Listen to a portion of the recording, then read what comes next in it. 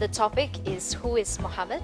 And our two speakers, a Christian and a Muslim, both believe that Muhammad existed, but they understand him in quite different ways, as we shall see. So without further ado, let me begin by introducing the first speaker, Dr. Bernie Power. Bernie has lived most of his working life in Muslim majority countries. He holds degrees in science, education, and theology. His doctorate is on comparative religion, comparing early Islamic and Christian texts. He travels to many Muslim and other countries in his teaching roles. Bernie believes that there are many misconceptions held by Muslims and Christians about each other.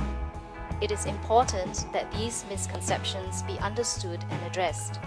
This can be done in an atmosphere of love and respect, but with full openness and honesty.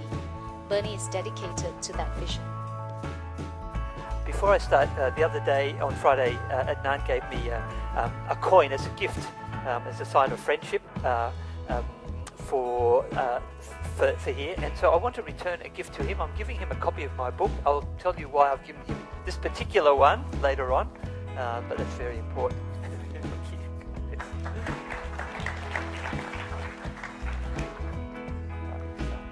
So our topic today is Who is Muhammad? I'll start with a comment on the sources that I'm going to use for my talk. The first one that we'll use is the Quran. According to Muslims, the Quran is the earliest Muslim document, but it's actually a poor source for information about Muhammad.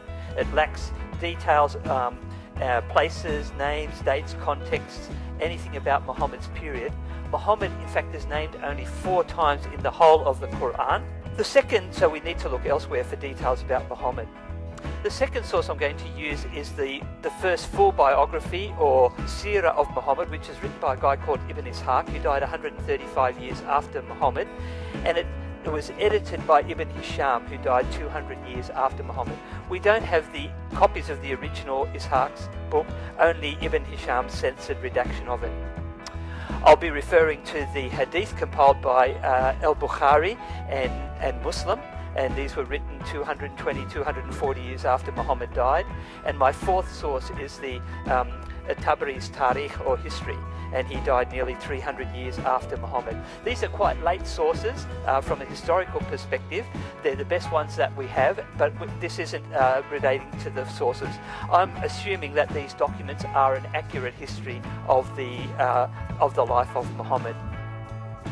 I've written 3 books which strongly feature Muhammad. The first one, called Understanding Jesus and Muhammad, seeks to maintain a balance between the two personalities, between Jesus and Muhammad. The second one, is the one I gave Adnan, is called Engaging Islamic Traditions. It's very affirming of Muhammad. It has a chapter called Positive Aspects of Muhammad's Life, 25 pages long. Another one called The Positive Treatment and Depiction of Women, 12 pages long. It presents a very optimistic view about Muhammad. The third one, called Challenging Islamic Traditions, is more critical of Muhammad. And Adnan, I'm sure, will give a more positive perspective on Muhammad's life than I'm going to give. But today I'll be drawing from the first and the third books. My intention is not to insult anyone or to upset anyone, but only to inform you about what the earliest documents have told us. And if I fail, I apologize in advance. Let's go through with some history. Muhammad, according to Muslims, was born in Mecca in about 570 AD. His father Abdullah died before he was born. His mother's name was Amina, and she died when he was 6 years old. So he was an orphan from childhood. He was brought up by his uncle Abu Talib. As a child, he worked as a shepherd, and later became a trader, leading camel caravans from Mecca up to Damascus. He had a good reputation, and he was called El Amin, the faithful one, or the reliable or honest one. At age 25, he was proposed to by Khadija. Now, she was 40 years old, and the age gap was enough in Arab culture at that time for her to be his mother. She had been married twice before. She was wealthy and powerful. In fact, she owned the international trading company that Muhammad worked for. So Muhammad married the boss. He didn't have to work anymore, so he went on a spiritual quest. The Arabs at that time were idol worshippers. and they worshipped at the black shrine called the Kaaba, which is in the centre of Mecca. It's still there today. At that time, it housed 360 idols in and around. It was a bit like the Greek pantheon. The Arabs were a polytheistic people. But Muhammad wasn't happy with this, and he took to fasting in Ramadan and meditating in a cave outside Mecca on Mount Hira. Here's a picture of it. It was a pagan custom called tahannuth. And one night when he was about 40 years old, he was asleep in the cave, and a being appeared in his dream and showed him a piece of fabric with some writing written on it. And this being ordered Muhammad to do something he couldn't do, to read. Muhammad was illiterate. And the being kept ordering him to read, and grabbed him and squeezed him so tightly that Muhammad thought he was going to die, to suffocate from this. The being then recited the verse that was written on the fabric, and Muhammad repeated it after him, and you can see it up there. The first passage of the Quran was revealed to Muhammad. And then Muhammad woke up from this, what was a pretty scary nightmare. He thought that he had encountered a demon, and he ran screaming to his wife saying, "Cover me, cover me." And she did. Khadija wrapped him up in a blanket, left him shivering there, and she went to visit her cousin, a man named Waraka bin Nawfal, who was a Christian, and told him about what Muhammad had told her. And Waraka said, that being was an angel, it wasn't a demon. And then Waraka died a few days later. No more revelations came for another 3 years, and Muhammad became very depressed. And Khadija said to him, "I think your Lord must have come to hate you." Muhammad tried to commit suicide by throwing himself off a high mountain, but the being then reappeared in front of him and identified himself as the angel Gabriel. And so Muhammad was reassured that time, but several other times he went and attempted to commit suicide. Initially, Muhammad only told family and friends about his dream, and eventually he was threatened with violence by Allah if he didn't start to preach publicly. And so he went out into the streets of Mecca and started preaching, telling people publicly what he had seen and heard. Well, it didn't go too well. For 12 years, from 610 to 622, Muhammad presented the message of Islam as a peaceful preacher. He told the Meccans to turn away from their false idols and to worship only Allah, the Arab high god. So the Arabs already knew about Allah. The result was only about 200 followers out of a city of estimated population of 30,000. So only about 1% of the population chose to follow him. And there was a lot of persecution, both for Muhammad himself, but also for his followers. Some were killed. In 621, he received, so by this time he's 51 years old, he's received an invitation from some people in Yathrib, a city to the north, which was later renamed Medina. And the following year he left Mecca in a migration called the Hijrah, and the Muslims left with him and they settled in this new city. Whereas Muhammad had been peaceful in Mecca, he now received a new revelation from Allah that he could use violence to wreak vengeance on the Meccans, to gain wealth, and also to spread Islam. Once he had settled in Medina, he had political power and he had military capabilities, and so he used them both. He sent his troops out on, he went out on 28 military campaigns himself, called a Ghazwa, and then ordered his troops to take part in another 50 others called a Sariya. So on average, there was an Islamic attack somewhere on the Arabian Peninsula every 6 weeks or so in the last 10 years of Muhammad's life. He engaged in this until his death in 632 AD, when he died at age 62 or 63. He's buried in Medina and his grave is still there today. So readers of the Quran are told, you have a good example in God's messenger. And he presented himself as the best one to follow. He said, "By Allah, I fear Allah more than you do. I'm more obedient to him than you." He said, "He who does not follow my tradition in religion is not from me," not one of my followers. He said, "What is wrong with such people as refrain from doing a thing I do? By Allah, I know Allah better than they, and I am more afraid of him than they." So he puts himself out there as the best model for someone following Allah. He also presented himself as preeminent in the world, the universal prophet. He said, "Every nation used to be sent to his nation only, but I have been sent to all mankind." He claimed absolute geographical sovereignty. He said, the earth belongs to Allah and to his apostle. He thought this gave him universal responsibility. He said, Allah has trusted all the people of the earth to me. So clearly Muhammad thought of himself and is described as the best example of humanity and as the final prophet for the whole world. It won't come as a surprise to you that I don't believe either of those claims. I've been studying Islam for over 40 years, and I would have become a Muslim many years ago if I believed this. I've lived in Muslim countries, I've seen and faced Islam. And based on what I'm going to say now, you'll understand why I haven't made that decision. We're going to look at 10 aspects of Muhammad's life, and these raise serious questions about him. And they're listed there: his moral character, his military history, his treatment of enemies, his involvement with slavery, his treatment of women and children and the handicapped, what he said on his deathbed, his final destiny, and his inability to save anyone. Some Muslims claim that Muhammad was a perfect human being, but he was actually quite open about his own faults. He said, I seek forgiveness from Allah 100 times a day. Al-Bukhari, he says 70 times a day.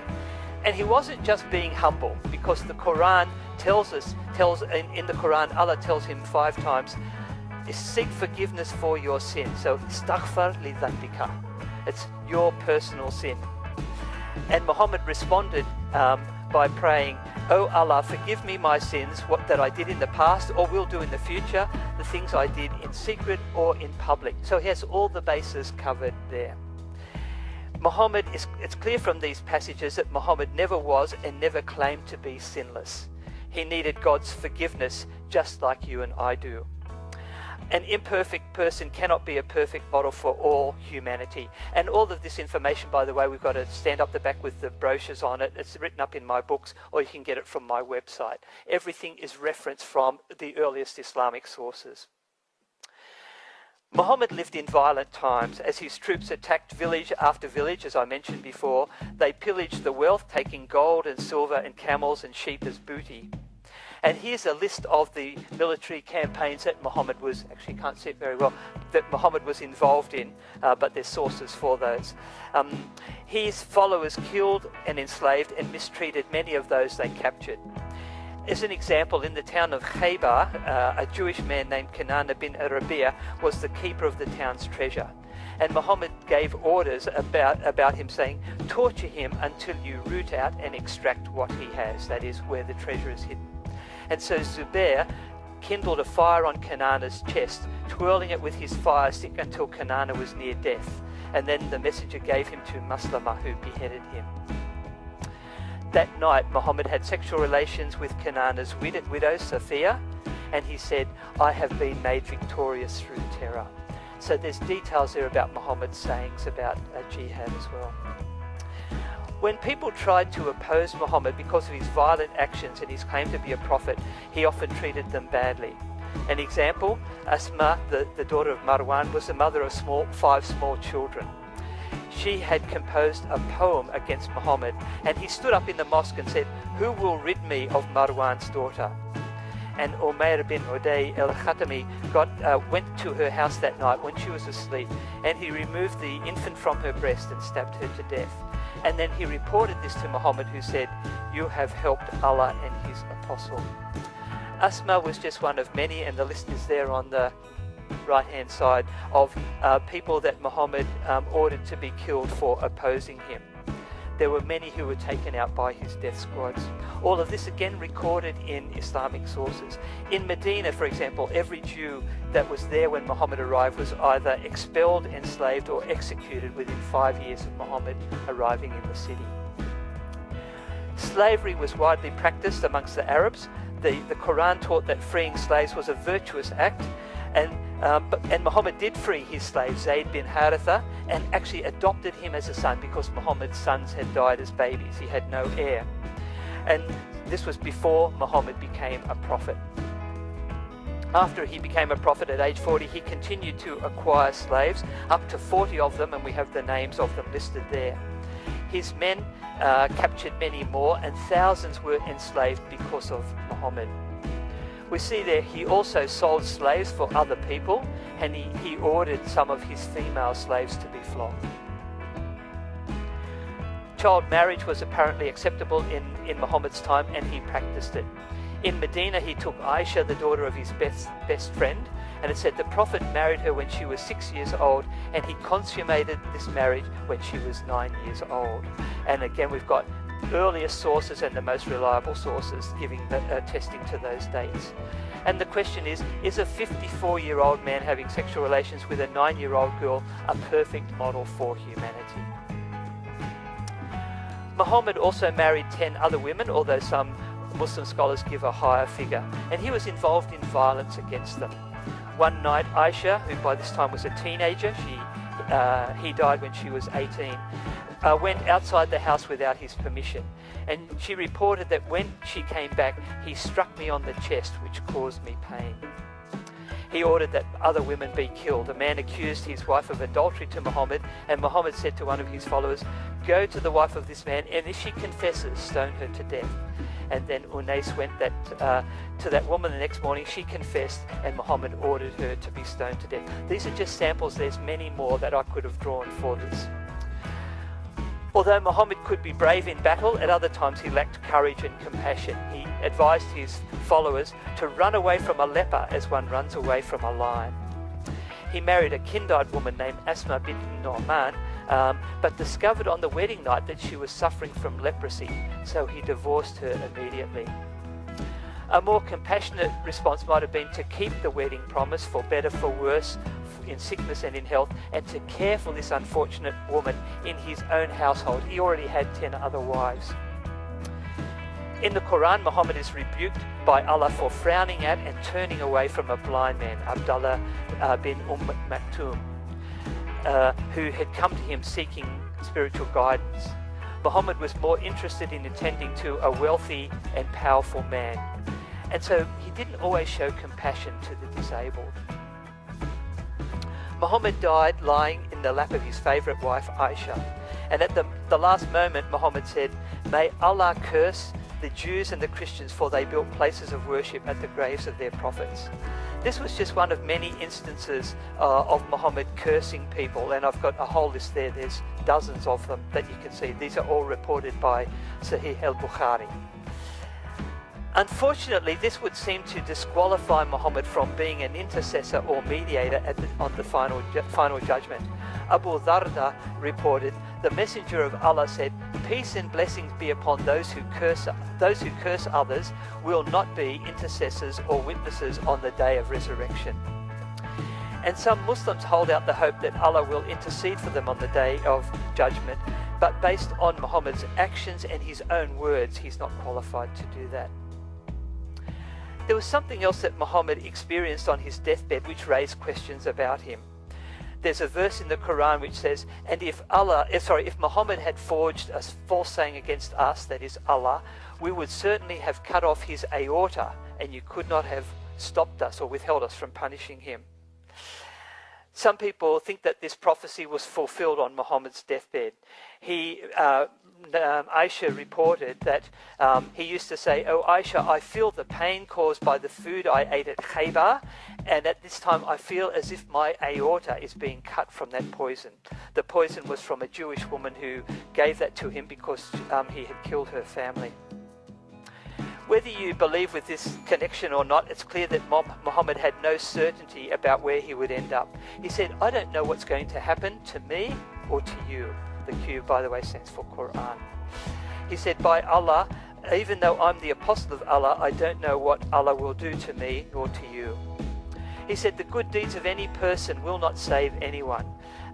They said, "Not even you, O Allah's apostle." He was supposed to be the best person who's ever lived. And he said, "Not even myself, unless Allah bestows his favour and mercy on me." So Muhammad, despite all his achievements and qualities, was never certain that he would go to paradise. So it's not surprising then that he could not offer help to anyone else. He gave the following advice to his family and his followers: "O people of Quraysh," that is his own tribe, "buy or save yourselves from the hellfire, as I cannot save you from Allah's punishment. O Bani Abd Manaf," his own clan, "I cannot save you from Allah's punishment. O Safiya, the aunt of Allah's apostle, I cannot save you from Allah's punishment. O Fatima, my own daughter, ask for me anything you want of my wealth, but I cannot save you from Allah's punishment. So to conclude, it should be obvious why I don't think Muhammad is the best model for humanity to follow. He was conscious of his own flaws and shortcomings. If he thought he was more obedient to God than anyone else, he was clearly lacking in discernment, so he could not be a prophet. He wasn't the worst person to ever walk on the earth, but based on his own sayings, based on his actions, and the reports that we have of the earliest Islamic records, he was clearly not